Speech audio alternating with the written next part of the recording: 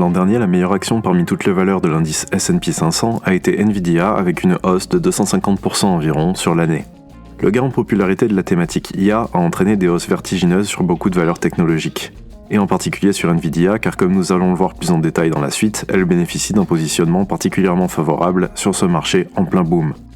Et au moment où je fais cette vidéo, l'action commence encore très fort l'année avec une performance à 2 chiffres en 15 jours. Alors, la meilleure action de 2024, sera-t-elle encore Nvidia ? Y a-t-il encore de la place pour une nouvelle hausse de 100% sur l'année ? Ou la valeur est-elle aujourd'hui complètement surévaluée ? C'est ce que je vous propose de voir plus en détail dans la suite. Comme je l'avais expliqué dans ma vidéo de l'an dernier, plusieurs actions du secteur technologique ont connu un gros boom en 2023 avec la hausse de popularité de ChatGPT, Midjourney et des divers outils prometteurs bien qu'encore en cours de développement du secteur de l'IA. Les actions aujourd'hui surnommées les 7 magnifiques en tête de liste au niveau performance boursière et Nvidia elle-même à la tête de ces 7 magnifiques. Alors pourquoi une telle hausse ? Il est plus ou moins admis à présent que l'intelligence artificielle sera la prochaine grande révolution technologique de notre siècle et Nvidia fabrique les briques physiques essentielles à cette nouvelle révolution. En résumé, Nvidia produit des composants capables de traiter de très gros volumes de données avec une efficience maximale. Ce sont les composants idéaux pour entraîner les multiples nouvelles IA sur lesquelles travaillent entre autres Google, Microsoft et la plupart des grands groupes technologiques qui en ont aujourd'hui les moyens. À titre d'exemple, ChatGPT a été essentiellement entraîné via des composants faits par Nvidia. Et le groupe détient environ 95% du marché des puces dédiées au machine learning. Beaucoup d'investisseurs sont convaincus que nous sommes actuellement au balbutiement de ce qui se prépare pour la suite en termes de demande concernant le secteur de l'IA, ce qui voudrait dire qu'Nvidia est idéalement positionné pour plusieurs années de croissance dynamique. Prometteur, n'est-ce pas ? Maintenant, comme c'est toujours le cas dans le scénario d'un secteur en pleine hype boursière qui vient juste de sortir d'une hausse de prix à 3 chiffres, il faut se poser une question essentielle. D'accord, mais est-ce que c'est une bulle ? Et pour y voir plus clair ici, rien de mieux que de se plonger dans les chiffres. Avant de me lancer dans ce petit plongeon dans les chiffres réalisés par Nvidia l'an dernier, je dois faire une confession, comme beaucoup d'analystes, je pense que j'avais grandement sous-estimé le potentiel de la société. Ceci dit, il faut dire que les valeurs de croissance sont rarement celles auxquelles je m'intéresse en priorité usuellement, encore moins quand elles sont en pleine vague de hype haussière, encouragées par la presse financière et par l'essentiel des gérants. Et à plus forte raison, une période où nous sortons de bulles successives sur les crypto-monnaies, les NFT, le métaverse, les valeurs technologiques non profitables, etc., et qui font qu'en général se détourner des secteurs en vogue du moment est 90% du temps une stratégie valide pour améliorer ses rendements à long terme. J'ai donc été un peu rapide ici à ranger la société dans la catégorie bulle surévaluée sur simple base de valorisation en négligeant un élément crucial, les taux de croissance monstrueux du groupe à un an qui ont dépassé de très loin les chiffres les plus optimistes. Et le fait est ici que contrairement à bien d'autres actifs que j'ai pu traiter dans le passé sur le site et sur la chaîne, Nvidia n'est techniquement pas une bulle. Du moins pas encore, voyons pourquoi. L'an dernier, les bénéfices de Nvidia ont augmenté de 267%, et l'action a augmenté de 246% environ sur l'année. On peut donc poser ici l'argument qu'en dépit de la hausse vertigineuse en termes de prix, celui-ci a augmenté proportionnellement moins que les bénéfices du groupe à un an. Les ventes du groupe ont quant à elles augmenté de plus de 200%, le tout avec des marges en hausse. Et ce n'est pas fini, les estimations de croissance pour 2024 se situent quelque part autour des plus 70%. Côté croissance, on peut donc dire que le groupe a plus que délivré l'an dernier. Voyons maintenant un autre élément clé, la valorisation. En s'en tenant à un ratio court-bénéfice strict, Nvidia coterait aujourd'hui autour de 70 fois ses bénéfices, ce qui est l'argument principal souvent avancé en faveur de sa surévaluation. Le problème ici, c'est que le ratio court-bénéfice classique regarde vers le passé et échoue à prendre en compte correctement l'hypercroissance récente de Nvidia. Pour les valeurs de ce type, il vaut mieux se tourner vers le ratio court-bénéfice anticipé, qui est une estimation plus représentative de sa valeur présente. Le ratio court-bénéfice anticipé de Nvidia pour 2024 le place aujourd'hui autour des 26 à 28 en fonction des sources utilisées, soit plus ou moins la même valorisation qu'Apple, mais pour un taux de croissance beaucoup plus explosif. Et cela la positionne à ce jour moins cher qu'Amazon et moins cher que Microsoft. Pour les valeurs à croissance explosive, nous pouvons aussi nous tourner vers un des ratios favoris de Peter Lynch, le Price to Earning Growth, qui met en relation le prix avec le taux de croissance. Et sur base de ce ratio, Nvidia n'est pas non plus spécialement surévalué actuellement. J'ai déjà dénoncé dans le passé plusieurs valeurs qui montaient uniquement sur la base d'anticipation d'un futur doré, c'est-à-dire une base purement spéculative, ce qui est un vrai danger en bourse. Quand on voit une hausse de plus de 200% en un an, on pense automatiquement à une bulle, mais le fait est que l'on voit aussi très rarement des titres qui augmentent leurs bénéfices et leurs ventes dans les mêmes proportions. De ce point de vue, la hausse de Nvidia n'est pas ancrée dans la spéculation ou dans des anticipations futures irrationnelles, mais bien dans une base réelle d'explosion des ventes et des bénéfices. Pour toute bulle, il faut se demander, le prix a-t-il dépassé les fondamentaux ? Et la réponse pour Nvidia est pas encore. En tout cas, pas tant que le titre ne déçoit pas massivement le consensus sur ses ventes ici, PS, c'est usuellement ce type d'événement qui scelle le destin de 99% des valeurs de croissance un jour ou l'autre. Nous allons maintenant traiter dans la suite des potentielles menaces à une éventuelle continuation de la hausse de Nvidia, mais tout d'abord je vous propose un détour par le graphique boursier et par la psychologie du titre aujourd'hui. Voici le graphique de l'action Nvidia en ce début d'année. Comme vous pouvez le voir, le titre ne sort pas d'une hausse parabolique si caractéristique des valeurs en bulle, mais vient au contraire d'émerger de plus de 6 mois de consolidation latérale où les prix n'ont pas fait grand chose. Pas exactement une euphorie caractéristique des périodes de fin de bulle, du moins pour l'instant. Mais en revanche, toujours une action leader qui tient bien en marché latéral et qui marche vers de nouveaux plus hauts avant les autres quand l'indice S&P fait mine de reprendre le chemin du Nord. En début d'année, j'ai posté un petit sondage sur Twitter où je proposais de miser à la hausse ou à la baisse sur Nvidia pour 2024. Les réponses ont été majoritairement baissières avec 60% des participants qui voyaient le titre plus bas dans un futur proche. Bien entendu, l'échantillon statistique est limité ici car il s'agit d'un sondage réalisé sur 24 heures et via mon modeste compte Twitter de 3000 abonnés.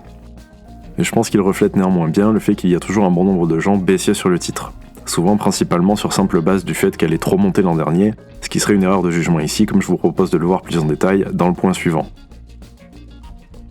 Si ce qui va se passer en 2024 n'est pour le moment pas connu, petite pensée pour la pandémie surprise de 2020, vous pouvez toujours miser sur ce qui a historiquement fonctionné en revanche. Et le fait est qu'en faisant un listing des valeurs qui sont le plus montées en bourse au cours de ces 6 derniers mois ou au cours de l'an dernier, vous avez statistiquement plus de chances d'être gagnant en misant à la hausse sur ces valeurs sur les 6 prochains mois qu'en misant à la baisse. C'est ce qu'on appelle les effets de momentum en bourse et c'est un phénomène largement documenté. Beaucoup d'investisseurs novices pensent qu'être value ou contrarien, c'est prendre systématiquement le contre-pied de toutes les tendances populaires du moment. Mais s'il suffisait de cela pour gagner en bourse, devenir riche sur les marchés serait un peu trop facile. Pour gagner gros, vous devez certes être contrarien, mais vous devez être un contrarien correct. Et surtout, vous devez être un contrarien patient. À court terme, ce sont les effets de momentum qui dominent en bourse, et les méthodes basées sur la valorisation sont plus efficaces avec un horizon temporel supérieur à 4 ou 5 ans. C'est pour cela que si vous me demandiez personnellement d'être long ou short sur Nvidia en 2024, être long sur l'action est ce qui présente aujourd'hui vraisemblablement les meilleures chances de gain sur l'année, et la décision statistiquement correcte pour 2024. Maintenant, penchons-nous sur les arguments opposés, qu'est-ce qui pourrait stopper cette tendance ? Si sur des périodes relativement courtes de 3 mois à 1 an, les actions en hausse ont tendance à continuer sur leur lancée, plus vous allongez votre échéance de temps, plus vous avez de chances que ne survienne un retour à la moyenne. Les perspectives à 5 ans sur Nvidia pourront donc être très différentes de ces perspectives à 6 mois, et c'est là où la bourse devient parfois compliquée. Car elle implique parfois d'être capable de tolérer 2 idées opposées, toutes deux valides, qui se situent en fait sur 2 horizons de temps différents. Vous pouvez très bien être haussier à 3 mois sur un titre et baissier à 10 ans, ce qui peut toujours entraîner pas mal de confusion, et constitue un bon rappel sur le fait que quelqu'un vous dise qu'il est haussier ou baissier sur un actif ne veut pas dire grand chose si vous ne connaissez pas sa stratégie et son horizon d'investissement. Fin de la parenthèse ici. Si je pense qu'à court terme, il y a actuellement très peu de choses qui viennent menacer le monopole de Nvidia, ce n'est pas forcément vrai sur du plus long terme. Voyons quelques menaces concrètes. Premièrement, les marges monstrueuses du groupe et la hype sur le secteur vont attirer les concurrents.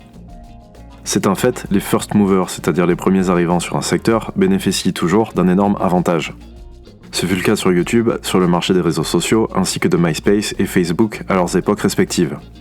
Et c'est certainement le cas en business depuis des siècles, si vous êtes le premier à avoir un produit très demandé et que vous n'avez pas de concurrence, vous allez probablement devenir très très riche. Le problème, c'est que l'odeur de l'argent va aussi sans doute très rapidement attirer des concurrents et que vous ne resterez probablement pas premier très longtemps si vous vous reposez sur vos lauriers. À titre d'exemple, Google et Microsoft ont déjà annoncé qu'ils pensent développer leurs propres composants à l'avenir. Est-ce réaliste ? Je n'ai pas le niveau en tech pour en juger, mais ils sont en tout cas crédibles en termes de puissance de feu financière. Ils ont certainement les qualités des équipes et les compétences techniques pour à terme y parvenir. Problème numéro 2, les taux de croissance monstrueux ne sont probablement pas soutenables sur le long terme. Vous pouvez en tant qu'entreprise avoir sans trop de problèmes des taux de croissance monstrueux sur des périodes de temps relativement courtes, mais le fait est que les choses deviennent beaucoup plus difficiles à maintenir sur de longues périodes de temps. C'est un problème que j'avais évoqué dans une moindre mesure avec LVMH récemment, qui est devenue la valeur favorite de Twitter et des réseaux sociaux suite à des années fastes qui ont relativement peu de chances de se reproduire sur les 5 prochaines années. Ces taux de croissance sont limités sur le long terme pour une raison simple, une fois qu'une entreprise atteint une certaine taille et qu'elle a acquis une certaine proportion de parts de marché, elle ne peut tout simplement pas croître à une vitesse supérieure à celle de son industrie. Et la plupart des industries n'ont pas des taux de croissance à long terme à 3 chiffres. Prenez le secteur de l'IA par exemple, selon Grandview Research, le potentiel de croissance du marché de l'IA est d'environ 27% par an pour les années qui viennent. Ils peuvent bien entendu se tromper ici, mais notez que nous sommes tout de même très loin des plus de 100% à l'année qu'a effectué Nvidia jusqu'à présent. Sur des échéances de temps plus longues, le taux de croissance de la société risque donc de se normaliser vers celui du secteur. Limite potentielle numéro 3, les attentes et les problèmes de surcapacité. Comme évoqué auparavant, la plupart des valeurs de croissance finissent par mourir en bourse plus ou moins de la même manière, c'est-à-dire suite à une grosse déception sur leur publication de résultats. Et elles meurent de manière d'autant plus violente que les attentes sur le titre n'avaient dépassé la réalité. Actuellement, la hype IA et la situation dominante de Nvidia fait que ses clients s'arrachent ses produits. Mais pour combien de temps ? Il semble que certains groupes aient même tendance à provisionner des composants dont ils ne font rien aujourd'hui, juste au cas où, ce qui pourrait entraîner des problèmes de surcapacité par la suite. Sur le sujet des attentes et de la hype, nous retiendrons ici cette phrase de Terry Smith: « Le développement de l'IA n'est pas aussi nouveau que le soudain intérêt du marché pour le secteur. » Smith cite entre autres Deep Blue, l'IA d'IBM qui avait battu Kasparov aux échecs en 1996, Watson, l'IA qui avait battu en 2011 deux champions du jeu Jeopardy, ou encore le fameux DeepMind de Google qui a battu en 2017 les plus grands champions du jeu de Go. Smith poursuit en nous rappelant à juste titre que les premiers arrivants sur un secteur ne sont pas toujours les grands gagnants lorsqu'une nouvelle technologie est développée. Il cite en exemple AOL pour Internet, Nokia pour les téléphones, Yahoo pour les moteurs de recherche ou encore MySpace et BlackBerry. Il conclut sur cette phrase: « Je pense que nous suspendrons notre jugement sur la question de qui, s'il y en a un, émergera comme grand gagnant du secteur de l'IA. » Ce qui est à garder en tête pour les prochaines années. Si la meilleure action de 2023 a été Nvidia, cela ne veut pas dire pour autant que le titre va nécessairement corriger en 2024. En fait, il y a de sérieux arguments qui laissent à penser que Nvidia est très bien positionné pour être aussi la meilleure action de cette année. Du moins en ce qui concerne le premier semestre, plus loin dans le futur, les choses deviennent bien sûr plus incertaines. Une position dominante sur son marché, un presque monopole, des marges élevées, un taux de croissance explosif, un consensus qui n'est pas encore unanimement haussier sur le titre, il est difficile de voir quelle force pourrait stopper la hausse de Nvidia sur du court à moyen terme. J'espère que ce petit tour d'horizon de la valeur vous aura aidé à y voir plus clair sur le titre et à mieux comprendre les raisons de sa hausse récente, son positionnement ainsi que ses perspectives. Si vous avez trouvé des choses qui vous ont intéressé ici, n'hésitez pas à vous abonner à la chaîne. Comme toujours, plus de ressources sont disponibles dans la description et sur ce, je vous dis à très bientôt pour une prochaine vidéo qui vous aidera à mieux investir.